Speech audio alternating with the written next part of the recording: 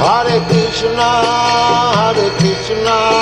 Krishna Krishna, Hare Hare, Hare Rama, Rama Rama, Hare Hare.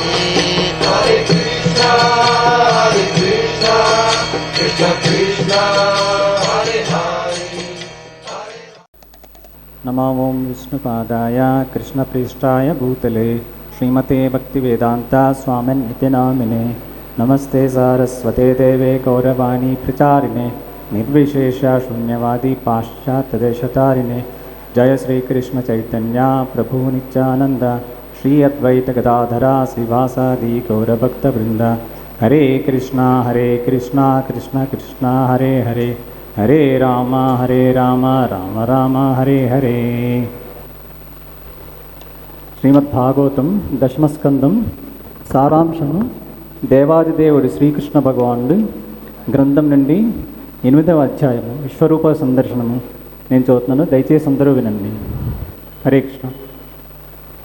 ఈ సంఘటన జరిగిన పిదప శ్రీకృష్ణుని భవిష్యత్తును జ్యోతిష్య శాస్త్రం అనుసరించి గణించుట కొరకై తమ కుటుంబ పురోహితుడైన గర్గమునిని నందమహారాజు నివసించు బృందావనమునకు వసుదేవుడు పంపెను. గర్గముని ఎన్నో వ్రతములు తపస్సులను ఆచరించిన మహాత్ముడు, సాధు పురుషుడు, యదువంశ పురోహితుడిగా నియమించబడినవాడు. గర్గముని నందుని భవనమునకు రాగానే నందుడు గొప్పగా సంతోషించి లేచి నిలబడి చేతులను జోడించి గౌరవపూర్వకంగా అతనికి ప్రణామములు సమర్పించెను. అతడు గర్గముని దేవాదిదేవుడకు భగవంతునిగా భావించి స్వాగతించెను. నందుడు అతనికి ఉన్నతాసనమును చూపి ఆయన ఆసీనుడైన పిదప గౌరవవాదనములతో ఆయనకు సపర్యలం చేసెను. పిదప నందుడు వినయంతో ఇట్లు విన్నవించెను. బ్రాహ్మణోత్తమ, గృహస్థుడైన మా గృహమునకు మీరు అరుదించుట కేవలము మమ్మల్ని జ్ఞానవంతులను చేయుట కొరకే. మేము గృహకార్యములను నిరంతరము మునిగి తేలుతూ ఆత్మసాక్షాత్కారము కొరకు అను మా వాస్తవ విధిని విస్మరిస్తున్నాము. మీరు మా గృహమునకు అరుదించుట మాకు ఆధ్యాత్మిక జ్ఞానమును ప్రసాదించుట కొరకే కానీ ఇతర ఉద్దేశంతో కాదు. నిజానికి ధన ధాన్య సంపాదనతో ఎల్లప్పుడూ తీరిక లేక ఉండినట్టి గృహస్థుల గృహములను సందర్శించే అవసరము ఒక మహాత్మునికి లేక బ్రాహ్మణునికి లేదు. కానీ గృహస్థులు మహాత్ముల వద్దకు లేక బ్రాహ్మణుల వద్దకు జ్ఞాన నిమిత్తం ఎందుకు వెళ్ళరు అనే ప్రశ్నకు సాధారణంగా గృహస్థులు కృపణ హృదయులు, కుటుంబ వ్యవహారమును చూచుకొనుటకు వారికి ప్రధాన విధియగును. ఆత్మసాక్షాత్కారము, ఆధ్యాత్మిక జ్ఞానార్జనము అప్రధానమని భావింతురు అని సమాధానంగా చెప్పవచ్చును. కేవలం కృపతో సాధు పురుషులు లేక బ్రాహ్మణులు స్వయంగా గృహస్థుల గృహములకు విచ్చేదురు. నందమహారాజు గర్గముని జ్యోతిష్య శాస్త్రంలో ప్రామాణికుడైన విద్వాంసునిగా గౌరవించెను. సూర్యచంద్ర గ్రహణముల వంటి సంఘటనలను ముందుగానే తెలుపు జ్యోతిష్య శాస్త్రము భవిష్యత్తును గూర్చి ఆశ్చర్యకరమైన విషయములు తెలుపును.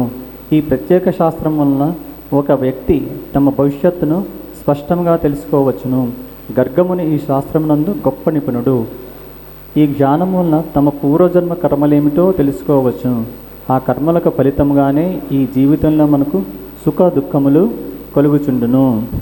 నందమహారాజు గర్గముని బ్రహ్మవిదాం శ్రేష్ఠ బ్రాహ్మణోత్తమ అని సంబోధించెను. పరమసత్యమును చక్కగా ఎరిగిన వారిని అర్థము. బ్రాహ్మణుడు అనగా బ్రహ్మజ్ఞాన నిపుణుడు. పరతత్వ జ్ఞానమును పొందనివాడు బ్రాహ్మణుడిగా పరిగణించబడడు.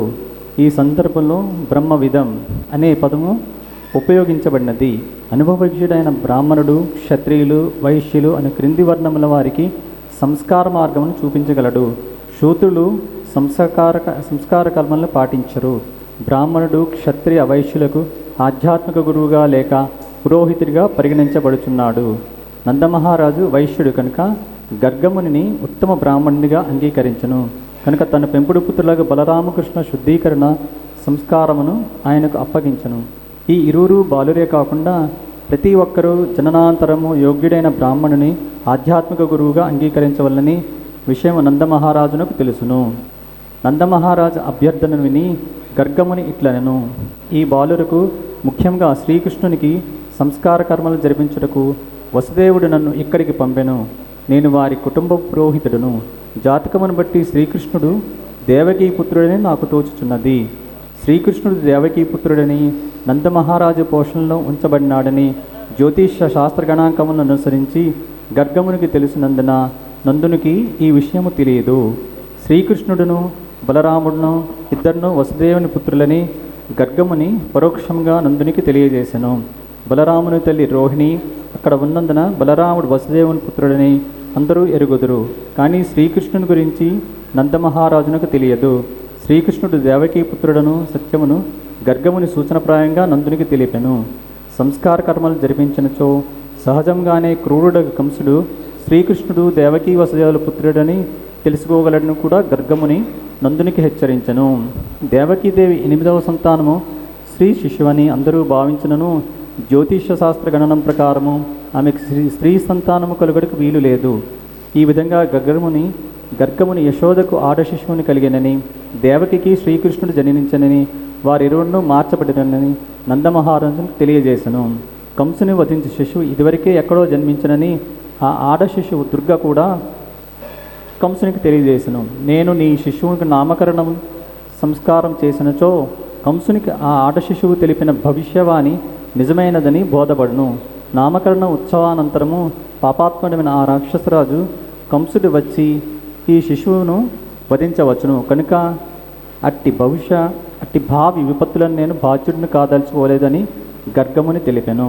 గర్గముని వచనములను వినిన పిదప నందమహారాజు ఇట్లనెను, అటువంటి ఆపద ఉన్నచో నామకరణ మహోత్సవమును వైభవంగా చేయకపోవటే మేలు. వేదమంత్రములను పఠించి కేవలం పవిత్రీకరణ సంస్కారమును జరపటం మంచిది. మేము కూడా ద్విజకులమునకు సంబంధించిన వారము కనుక నేను మీ రాకను వినియోగించుకొనుచున్నాను.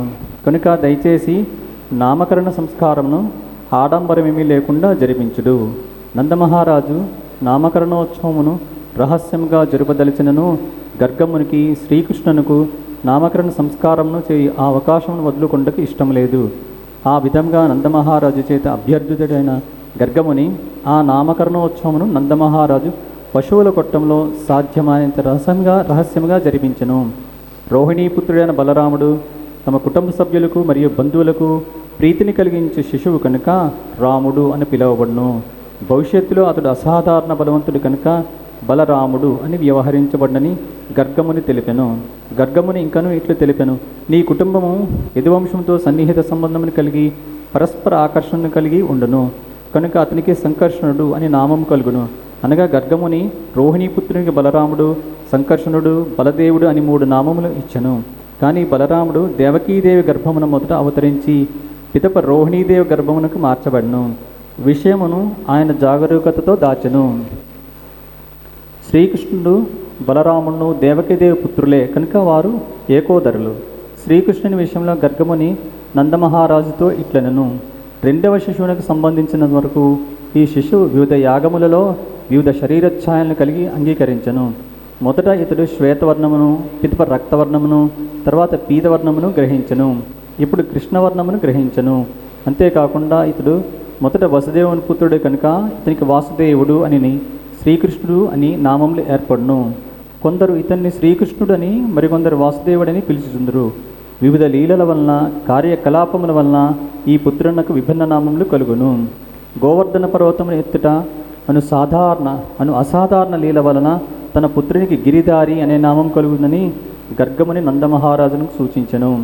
భూత భవిష్యత్తులను తెలిసిన వాడు కనుక గర్గముని ఇంకను ఇట్లనను, ఇతని కార్యకలాపములు, నామములు మొదలైనవన్నీ నాకు తెలుసును, కానీ ఇతరులకు తెలియవు. ఇతడు గోపవలకును గోవులకును చాలా ప్రియమైనవాడు, బృందావన ప్రజలందరూ మెచ్చినవాడు కనుక అతడు సమస్త శుభములకు కారణమగును. అతడు ఇక్కడ ఉండుటి చేత ఎట్టి ప్రతికూల పరిస్థితులు సంభవించినను ఆ సకల విపత్తులను నీవు అధిగమించగలవు. గర్గముని ఇంకను ఇట్లు తెలిపెను, ప్రజరాజా, ఈ శిశువు అతడి పూర్వ జన్మలో రాజకీయ సంక్షోభం ఏర్పడినప్పుడు సాధు పురుషులను దుష్టుల నుండి, చోరుల నుండి పెక్కుసార్లు రక్షించను. నీ పుత్రుడు గొప్ప శక్తిమంతుడు. ఎవరైనాను నీ పుత్రునికి భక్తుడైనచో వారెన్నడూ శత్రువులతో బాధింపబడరు. దేవతలు విష్ణువు చేత సదా రక్షించబడినట్లుగా నీ పుత్రుని భక్తులు కూడా ఎల్లప్పుడూ దేవాదిదేవుడైన నారాయణుడి చేత రక్షించబడదురు. ఈ శిశు బలములోను, సౌందర్యములోను, ఐశ్వర్యములోను, సమస్త విషయములలోనూ దేవాదిదేవుడి నారాయణుని స్థితిని అందుకోగలడు కనుక ఎట్టి అవరోధములను లేకుండా అతడు పెరిగినట్లు నీవు అన్ని జాగ్రత్తలు తీసుకోవాలని నేను సూచిస్తున్నాను. నందమహారాజు గొప్ప నారాయణ భక్తుడు ఒకటి చేత నారాయణుడు తనతో సమానుడిగా పుత్రుణ్ణి ఆయనకు ప్రసాదించనని గర్గముని ఆయనకు తెలిపెను. నీ పుత్రుణ్ణి పలువురు రాక్షసులు కలత పెట్టెదరు కనుక జాగ్రత్తగా అతడిని కాపాడుకొనుము అని అతడు సూచించును. నారాయణుడే స్వయంగా తన పుత్రుడే జన్మించినని గర్గముని నందమహారాజునికి విశ్వాసము కలిగించును. అతడు ఎన్నో రకాలుగా ఆ పుత్రుని దివ్య గుణములను వివరించను. ఈ విధంగా సమాచారం అందించిన పిదప గర్గముని తన స్వస్థలమునకు తిరిగి వెళ్ళెను. నందమహారాజు తాను మహాభాగ్యశాలిని భావించి తాను ఈ విధంగా అనుగ్రహించబడినందుకు మిక్కిలి సంతృప్తి చెందెను. ఈ సంఘటన జరిగిన కొంతకాలమునకు బలరామకృష్ణులు మోకాళ్లపై ప్రాకసాగిరి. వారట్లు ప్రాకుటను చూచి వారి తల్లులు ఎంతగానో సంతోషించిరి. నడుములకు కాళ్లకు కట్టిన మువ్వలు గజ్జెలు రమ్యంగా సవ్వడి చేయుచుండగా వారు ఆనందంగా గృహములో ప్రాకసాగిరి. కొన్నిసార్లు వారు ఇతరుల చేత భయపెట్టినప్పుడు వెంటనే సాధారణ శిశువుల వలె రక్షణ కొరకే తల్లుల ఒడిలో దాగుకుంటకు పరుగు పరుగున ప్రాకి వచ్చుచుండిరి. కొన్నిసార్లు వారు బృందావనంలోని బురదల్లోనూ మట్టిలోనే ఆడుకొని మలిన దేహంతో తల్లులను చేరుతుండిరి. వారి తల్లులు వారికి కుంకుమ పువ్వు చందనమును అల్లుచుండిరి. కానీ వారి బురదలో ప్రాకుట్ చేత వారి దేహములకు బురద అంటుకొనిచుండెను. ఆ రూపంతో తల్లులైన యశోదారోహిణుల వద్దకు వచ్చినప్పుడు వారు వారిని ఎత్తుకొని ఒళ్ళో పడుకోబెట్టుకుని తమ చీరలతో వారి శరీర క్రింది భాగంని కప్పి సంయమించుచుండిరి. వారు పాలను త్రాగుచున్నప్పుడు వారి నోటపళ్ళు మొలుచుచుండును తల్లులు గమనించిరి. తమ పిల్లలు పెరుగుతుండటం చూసి వారి సంతోషం ఇనువడమించగను. కొన్నిసార్లు ఆ అల్లరి పిల్లలు పశువులు కొట్టం వరకు ప్రాకుతూ వెళ్ళి దూడలు తోకలు పట్టుకుని లేచి నిలబడుతుండ్రి. దాంతో బెదిరిన దూడలు ఇటు అటు పరిగెత్తుతూ వారిని బురదలోకి పేడలోకి లాకపోవచ్చుండెను. ఈ వినోదమును చూచుటకు యశోదారోహిణులు వారి చుట్టూ గల గోపికలను పిలుచుచుండిరి. శ్రీకృష్ణుని ఈ బాల్యలీలను చూడగానే గోపికలు దివ్యానంద పరవశులగుచుండిరి. ఆనందంతో వారు విరగబడి నవ్వుతుండిరి. కృష్ణ బలరాములిరువురును ఈ విధంగా నిరంతరము ఆటలాడుకొనిచుండగా యశోదారోహిణులు ఒక వంక గృహకృత్యములు నిర్వహిస్తూనే మరో వంక వారిని గోవులు, ఎడ్లు, కోతులు, నీరు, నిప్పు, పక్షుల నుండి రక్షించుటకు ప్రయత్నించుచుండిరి. ఎప్పుడునూ వారు తమ పిల్లలను ఒక కంట కనిపెట్టుచుట చేత ఆ తల్లులకు ఎప్పుడునూ తీరిక అనేది ఉండేది కాదు. అతి కొద్ది కాలమైన శ్రీకృష్ణుడు బలరామును లేచి నిలబడటం నేర్చి టప్పటడుగులు వేయసాగిరి. కృష్ణ బలరాములు నడకను ఆరంభించి తమ వయస్సు గల మిత్రులతో కలిసి తప్పటడుగులు వేస్తూ ఆడుకోసాగిరి. ఇట్లు వారందరినూ గోపికలకు ముఖ్యంగా యశోదారోహిణులకు మహోన్నతమైన దివ్యానందమును కలిగించిరి. బృందావనములో యశోదారోహిణులను వారి చిలికెత్తలైన గోపికలను కృష్ణ బలరాముల అల్లరి చేష్టలను చూచి సంతోషిస్తుండిరి. మరింతగా దివ్యానందమును పొందిన గోపికలందరినూ కలిసి అల్లరి పనులు చేయి బాలురిపై యశోదకు కొండములు చెప్పసాగిరి. శ్రీకృష్ణుడు యశోదామాత ఎదుట కూర్చున్నప్పుడు అతడు విన్నట్లు వృద్ధ గోపికలు అతనిపై ఇట్ల నేరములు చెప్పనారంభింతురు. చూడమ్మా యశోద, నీ అల్లరి శ్రీకృష్ణుని నీవు ఎందుకు అదుపులో పెట్టుకొనలేవు? అతడు బలరాముని వెంట ప్రతి ఉదయము ప్రతి సాయంకాలము గోవులు పాలు పితుకు వేళకు మా గృహములకు వచ్చి దూడలను విడిచి గోవుల పాలన్నింటిని త్రాగేలా చేయుచున్నాడు. మేము పాలు పితుకుడికి ప్రయత్నించో పాలే ఉండవు. మేము వట్టి కుండలతో తిరిగి వెనక్కి రావాల్సి వచ్చును. మేము కృష్ణ బలరాములను ఈ విషయమే మందలించో వారు అందముగా ముసిముసి నవ్వులు నవ్వుతుంటారు. అంతే, ఇక మేము వారు ఏమీ చేయలేకున్నాము. అంతేకాదు మీ కృష్ణ బలరాములు ఎంత భద్రంగా దాచినను మా పెరుగును వెన్నను దొంగిలించి ఆనందించుచున్నారు. పెరుగు వెన్నను దొంగిలించినప్పుడు పట్టుకుని ప్రశ్నించగా మాపై దొంగతనమును ఎందుకు మోపుతున్నారు? మా గృహములో పెరుగు వెన్నలకు కరువు ఉన్నదా అని మమ్మల్ని తిరిగి ఎదురు ప్రశ్నిస్తుంటారు. కొన్నిసార్లు వారు వెన్నను పెరుగును దొంగిలించి కోతులకు పెడుతుంటారు. కోతులు తిన్నంత తిని ఇక తినలేక విడిచినప్పుడు మీ పిల్లలు మీ పాలు, వెన్న, పెరుగు వట్టి పనికి మాలినవి, కోతులు కూడా వాటిని తినలేకపోవచ్చున్నవి అని ఆక్షేపిస్తున్నారు.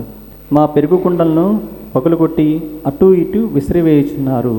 మేము మా పెరుగు, వెన్న, పాలను రహస్యంగా చీకటి గదులలో దాచినను మీ కృష్ణ బలరాములు తమ దేహములపై గల ఆభరణముల కాంతిలో చీకట్లో ఉన్న వాటిని కూడా వారు కనుగొంటున్నారు. వారికి పెరుగు, వెన్న, పాలు దొరకకపోయించో మా పసిపాపల వద్దకు వెళ్ళి వారిని గిల్లి ఏడిపించి వెళ్ళిపోతుంటారు. పాలు, వెన్న, పెరుగులను వారికి అందకుండా ఉట్ల మీద వేలాడగట్టించో వారు తిరుగలిపై అన్ని విధముల కర్రలను పేర్చి వాటిని అందుకొంటకు ప్రయత్నిస్తున్నారు. అవి అందకపోయించో కుండలను చిల్లు పొడుస్తున్నారు. వారి దేహములపై గల రత్నాభరణములను నీవు తీసివేయట ఉచితమని మేము భావిస్తున్నాము. ఈ మాటలను వినిన మీదట యశోద ఇట్లనను, సరే, నేను శ్రీకృష్ణుని నగలనన్నింటినీ తీసివేయదను. అప్పుడు అతడు చీకట్లో దాచిన వెన్నను చూడలేడు. దానితో గోపికలు ఇట్లు పలుకుదురు, వద్దు వద్దు, ఆ పనిని మాత్రము చేయవద్దు. నగలు తీసివేయటం వల్ల ప్రయోజనం ఏమిటి? ఈ పిల్లలు ఎట్టివారో మీకు తెలియకున్నది. నగలు లేకపోయినను చీకట్లోని ప్రతి వస్తువును చూడగలిగినట్లు ఏదో కాంతిని వారు ప్రసరింపజేయగలరు.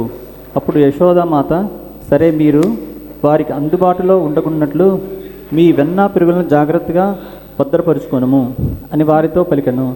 దానికి గోపికలు ఇట్లు సమాధానం ఇస్తుంటారు, అవును, నిజానికి మేము అట్లే చేయము. కానీ కొన్నిసార్లు మేము గృహకృత్యముల్లో మురిగిపోయినప్పుడు ఈ అల్లరి పిల్లలు ఏదో రకంగా మా గృహాలలో ప్రవేశించి ప్రతి వస్తువును పాడు చేయుచున్నారు.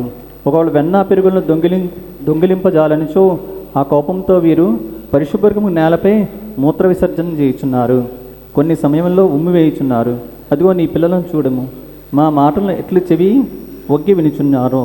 మా పెరుగు వెన్నను దొంగిలించుటకు పగలంతి వారు ఏవేవో పన్నాగములు పొందుతుంటారు.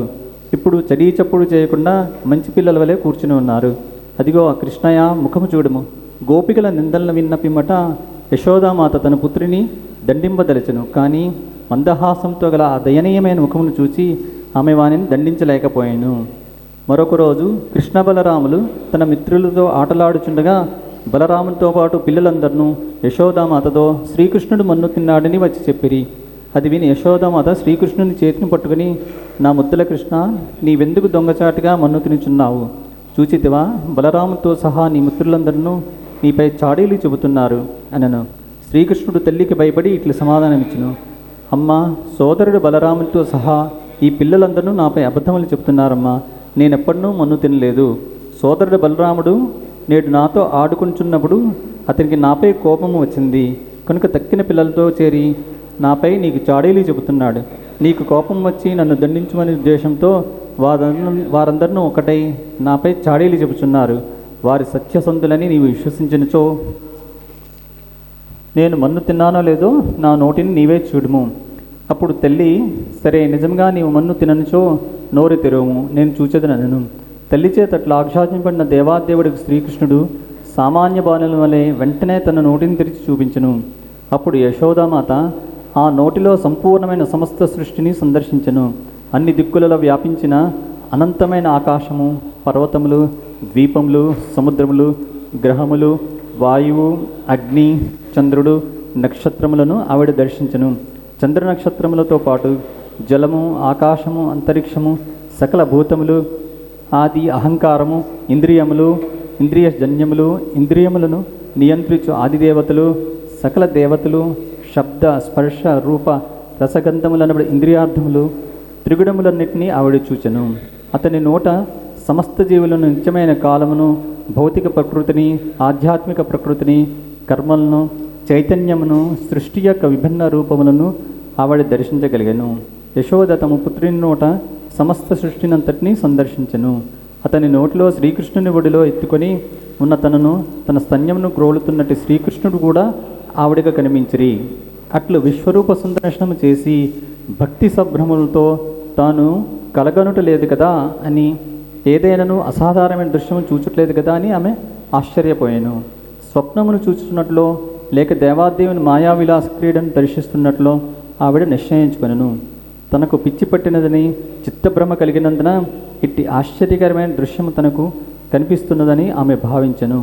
పిదప ఆమె ఎట్లు భావించెను, నా పుత్రుడు ఏవో లోకాతీత యోగశక్తులను కలిగి ఉండును కనుక అతని నోట నేను ఇట్టి దృశ్యమును చూచుచున్నాను. చైతన్యపు వ్యక్తీకరణకు మనస్సు, కర్మలు మరియు తర్కిక జ్ఞానమును ఎవరు అతీతుడై మరియు ఎవరి విభిన్న శక్తులుండి వ్యక్తావ్యక్తములైనట్టి సమస్తము జననించుచున్నదో అట్టి దేవాదిదేవునికి నా గౌరవపూర్వక ప్రణామములు. ఆ దేవాదిదేవుని శక్తి చేతనే అహంకార మమకారములు జనించుచున్నవి. నందమహారాజు నా భర్త అని, శ్రీకృష్ణుడు నా పుత్రుడని, నందమహారాజు సమస్త సంపదలు నాకు చెందినని, గోపాలరు గొప్ప స్త్రీలను నా ప్రజలని ఎవరి మాయాశక్తితో నేను భావిస్తున్నానో ఆ దేవాది దేవునికి నా వినయపూర్వక ప్రణామములు. ఈ భ్రాంతి సమస్తము ఆ దేవాది దేవుని మాయాశక్తి మూలకమే కనుక అతడు నన్ను సర్వదా రక్షించవలని ప్రార్థిస్తున్నాను.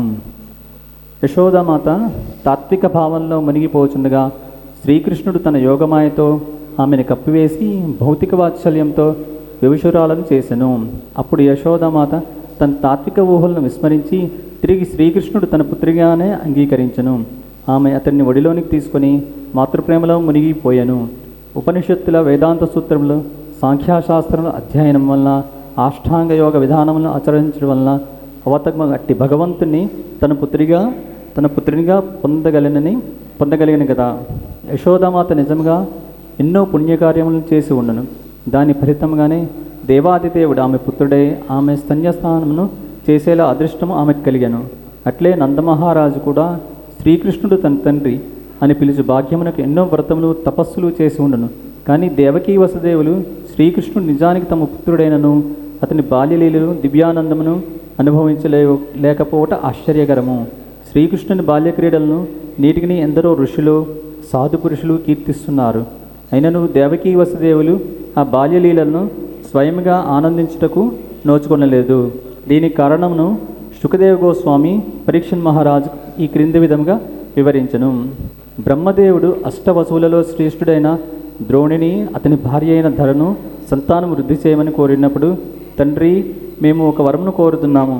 భవిష్యత్తులో భూలోకమున జన్మించినప్పుడు దేవాదేవుడికి శ్రీకృష్ణుడు అద్భుతమైన తన బాల్యలీలలతో మమ్ము అలరించవలనని, ఇతరులు తమ నుండి శ్రీకృష్ణుని బాల్యలీల విన్నంత మాత్రమనే జనన మరణ రూపమును అవిద్యను తరించగలిగినంతగా శ్రీకృష్ణునితో మాకు సన్నిహిత సంబంధం కలగవలనని వరమును ప్రసాదించుము అని వారు కోరిరి.